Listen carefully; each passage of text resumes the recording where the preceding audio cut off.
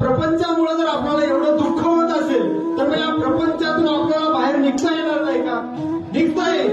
ज्ञानोबा म्हणतात, जैसे विचारता निरसले ते प्रपंच सहज सांडवले, मग तत्व मुरले ज्ञानी असे.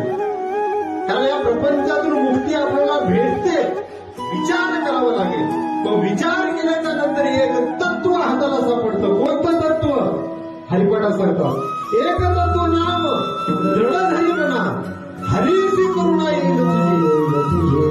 कारण भगवंताचं नाम रूपी जर तत्व आपल्याला सापडलं तर भगवंत स्वतः आपल्यावर कृपा करतील नाही, कर्तव्य आवडे तैसा हरी आपल्या हातात येतो. जगाचा मालक कशामुळं? एका विचारामुळं.